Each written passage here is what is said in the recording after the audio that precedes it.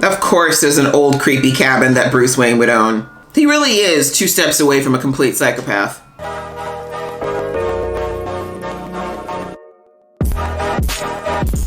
Hey guys, it's your girl Alicia, aka Geek XX Chic, and we're back with another reaction to Titans. We're now on to episode 4, which is called Blackfire. I believe that this is the name of Corey's sister, her very naughty, usurping sister, who is apparently on a mission to wipe Corey out like she did everybody else to do with her family's rule. And yes, at the end of the last episode, we know that Team Titans has been dealt a horrible blow.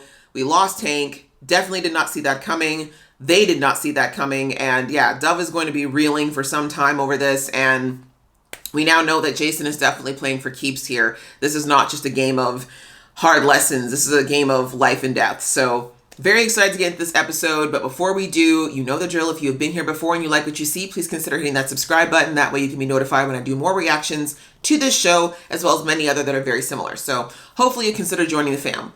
All right, that out of the way, guys. Let's get into the episode right about now. Wait, why are they giving him prescription drugs when he's also smoking weed?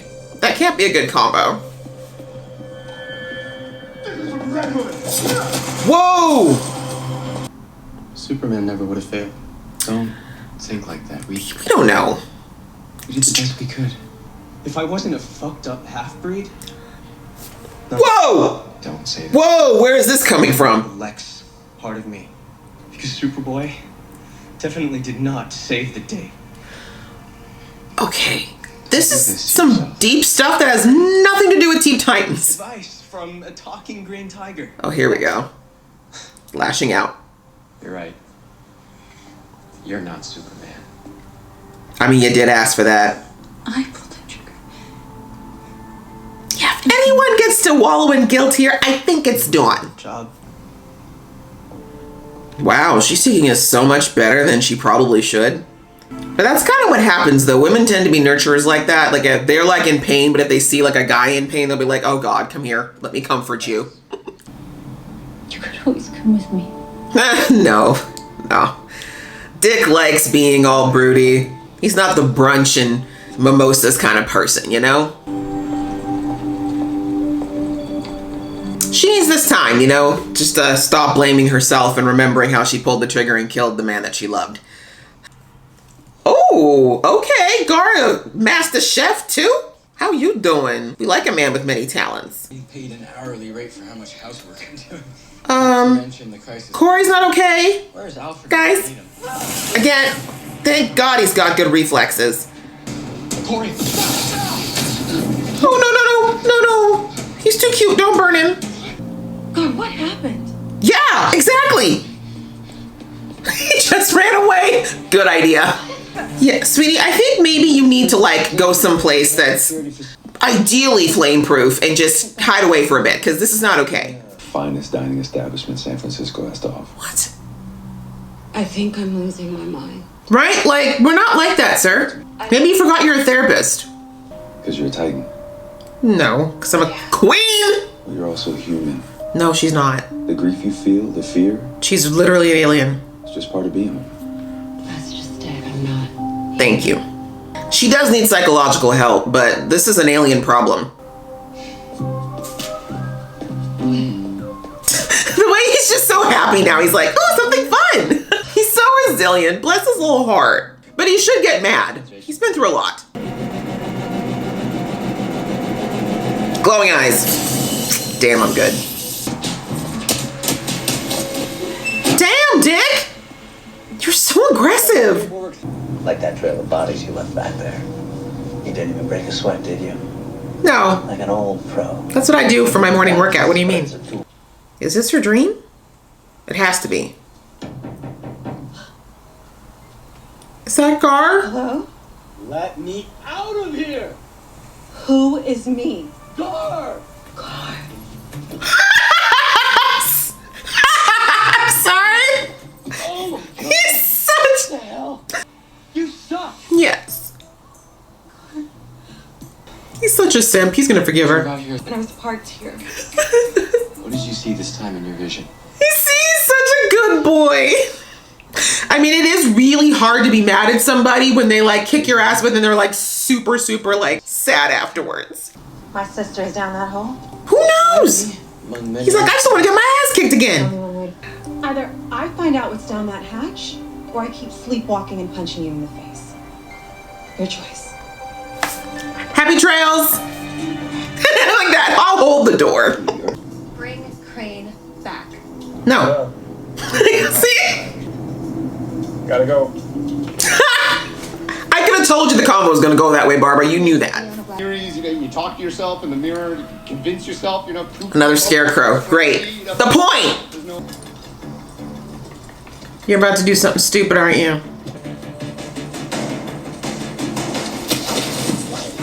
Leave him. Leave him there all night. Make him like wet himself and everything. Why didn't you leave him there? I would have left him there for a solid day so he can learn something. Of course, there's an old creepy cabin that Bruce Wayne would own. He really is 2 steps away from a complete psychopath. It was just an excuse to get your ass out of Blackgate. Mm-hmm. Redhead's your protege, and I know he's coming here to save you. Interesting theory. I'm a solitary remote op, with one inmate, so. I don't believe you. Miranda, you came.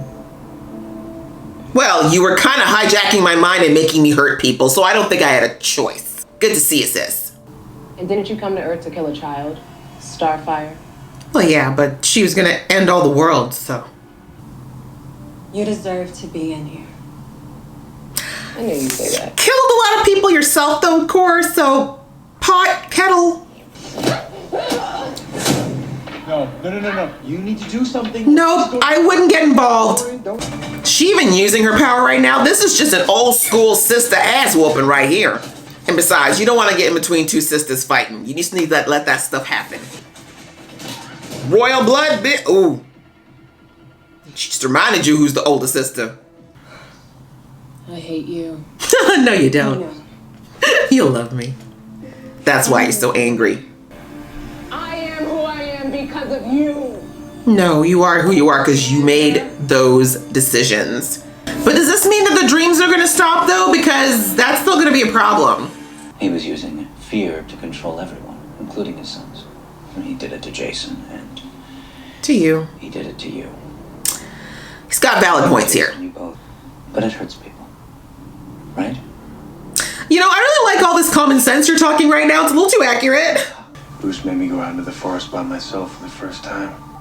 I had no idea what was out there. As a child. Yep, that sounds like something Bruce would do. He's like, yeah, well, I fell into a cave of bats. Bats! After my parents died. And my rich butler wasn't there for me. Well then. No, not the Wolfie. He probably would have raised you. You seem to think that Dick's as weak-minded as Jason. Shouldn't have been afraid of the wolf. The wolf should have been afraid of me. Oh, look at that face. He's not happy. His little psycho babble didn't work on Dick this time. So this is best case scenario, right? Blackfire behind bars for the rest of her life? I knew you were going to be able to leave her there. I mean, I feel like a good 100 years would be valid for killing your own parents, but hundreds of years? Blackfire belongs to the U.S. government. What? Oh, hell no! That's never happening again with black people, Get sir. out of my way, or I'm gonna burn your dick off. Oh! Small target, but still. There's a strong chance that your firebolts aren't at full power yet. Do you want Find to out. test that theory? I feel like Corey's gonna regret. Okay, you know you could have just opened it. Your vehicle is filthy.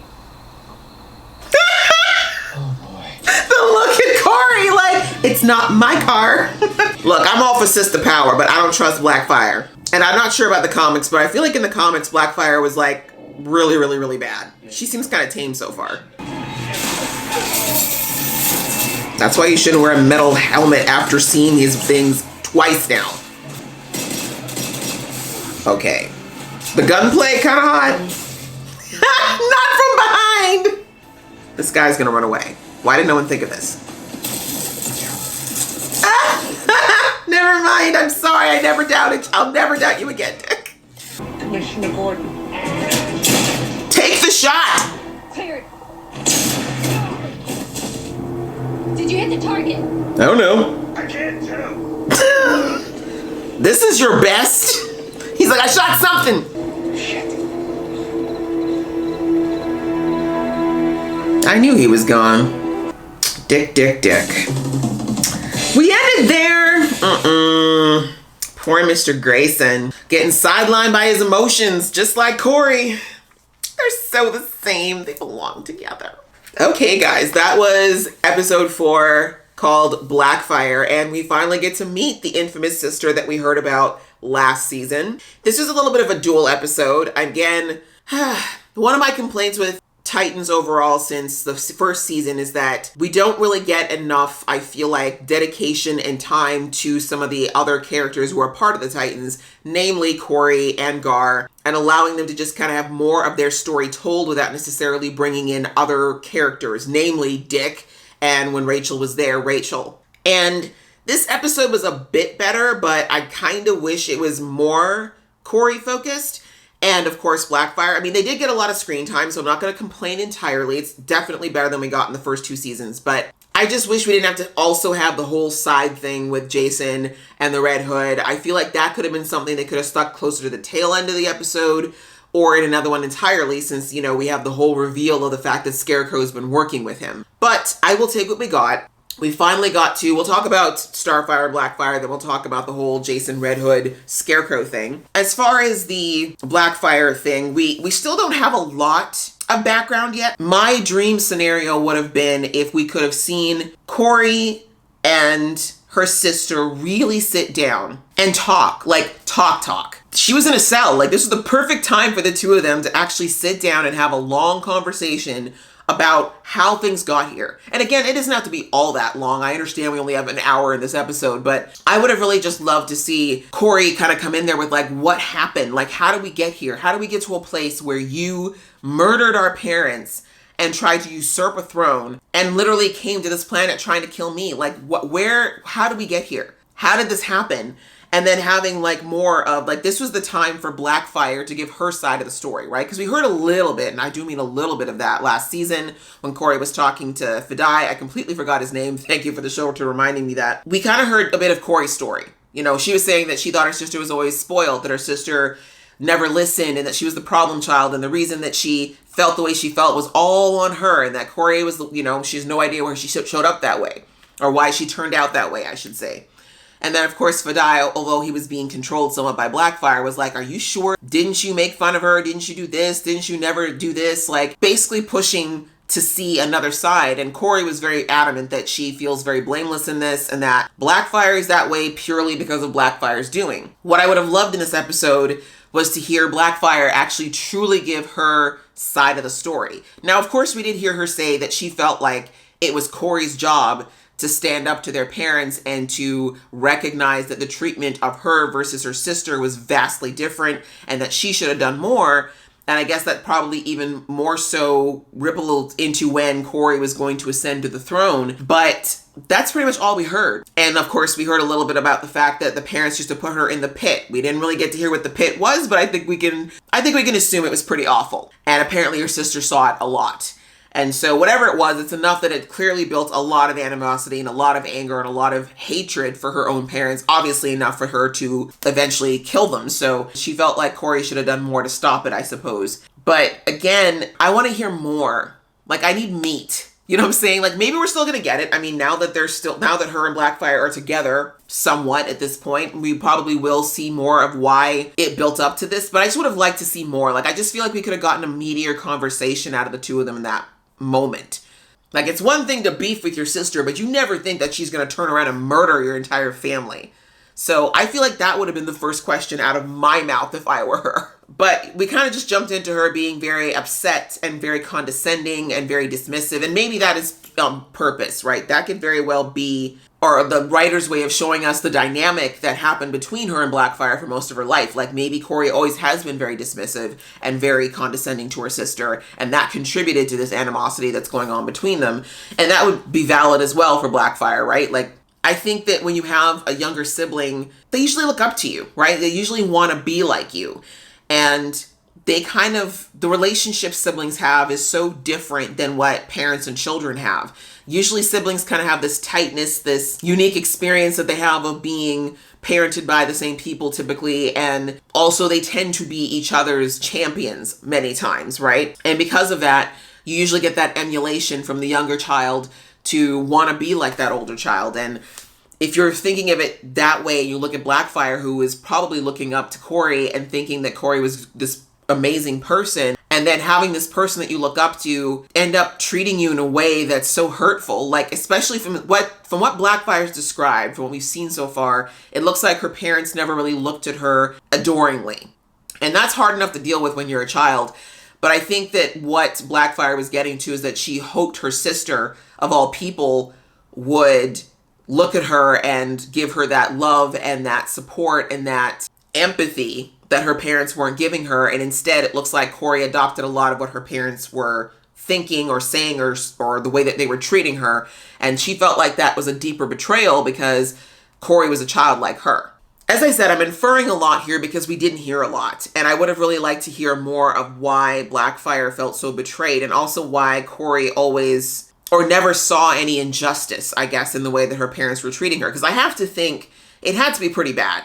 It's not as simple as always just accepting your punishment. Like, was it fair? Maybe her and Blackfire are more similar than she thinks. The difference being that it took Corey actually leaving her planet and being away from it for an extended period of time and losing her memory to finally recognize that she really didn't want to live that life, and that maybe the path set out by her family was not the one she wanted to take. And maybe Blackfire just came to that conclusion a lot earlier. And maybe she sensed that Corey felt the same way too. And maybe that's why she thought the two of them should have been on the same page. But then, you know, when push came down to shove, Corey would end up taking her parents' side and making Blackfire look like the crazy one, you know, something like that. I'm completely, again, guessing because we did not get enough out of that convo, but I'm really, really, really hoping in the upcoming episodes, since Blackfire is here for now, that we're going to hear more about that and get some more insight into why their relationship is so damaged. Moving on to the Scarecrow, Dick, Red Hood, Jason saga. There isn't too much I feel like to say about that outside of the fact that Dick was smart enough to figure out that Scarecrow was the one behind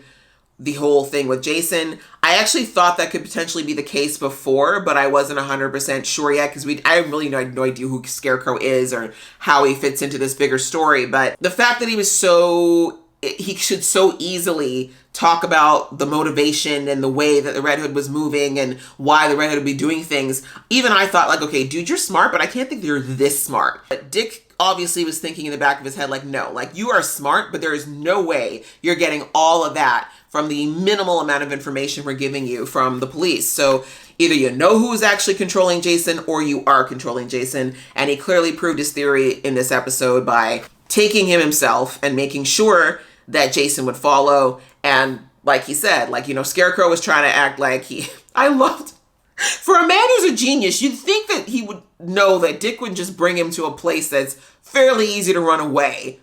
I thought it was really good that Dick figured out he knows Jason just as well as Scarecrow does. Although Scarecrow thinks he knows Jason. I guess that's the difference.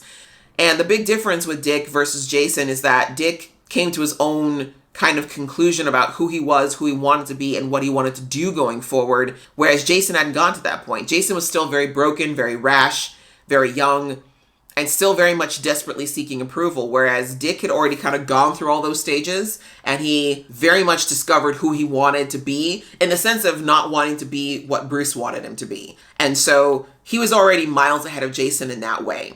And that's why when Scarecrow was very much trying the same emotional manipulation he probably tried on Jason that worked, Dick just kind of listened to it and used it to gather enough info to figure out exactly how far and deep the puppet strings were that Scarecrow had in Jason's head. And I loved it because it looked like, a few times you saw that Scarecrow thought, oh yeah, like my psychobabble's getting in there. Look at him, he's quiet, he's thinking about something. And then Dick was just like, and then he came out with that whole wolf story, and he's like, he's like, I shouldn't have been scared of the wolf needed to be scared of me. Anyway, I really liked that. It was an interesting game of cat and mouse, and I also liked the fact that you saw Scarecrow get a little frustrated at first, like when he realized the psychobabble wasn't going to work on Dick, but he's also, you can tell, very intrigued. I think he really respects that Dick's a lot smarter than he gave him credit for. As we saw, unfortunately, Dick did end up getting his butt kicked a bit because he still thinks that Jason's in there somewhere. And he was trying to appeal to that to some level. And he doesn't realize that this Jason will shoot him in the face. This Jason is not the same person that he last saw at Titan Tower. And so I'm really hoping that now that he's gotten his butt kicked, we'll actually start seeing Jason as a full-on threat. But I think it's going to be very hard for him because it's still just like in the beginning of the episode, Dawn struggling with her guilt around how much she's changed and how that might have negatively affected what ended up happening to Hank. I think Dick is also still struggling with the idea that if I just give up on Jason and just shoot him in the face, have I really, like, am I any better than Bruce? Like, have I really shifted into somebody that I can say that I'm proud of, kind of thing? Like, I think he just doesn't want to give up on Jason again. But anyways, that was this episode. I thought it was good. Like I said, I would have liked a little bit more on Blackfire and Corey, but hopefully we'll get more of that. Also, justice for Gar. Let's get my boy stop getting emotionally abused and physically abused by the people in his team. And I really do hope we get to see Rachel again at some point, because I realize we're almost at the halfway point of the season and we still haven't seen her. So I hope you guys enjoyed watching along with me. If you did, please go ahead and give this video a thumbs up, and we will see you in the next video.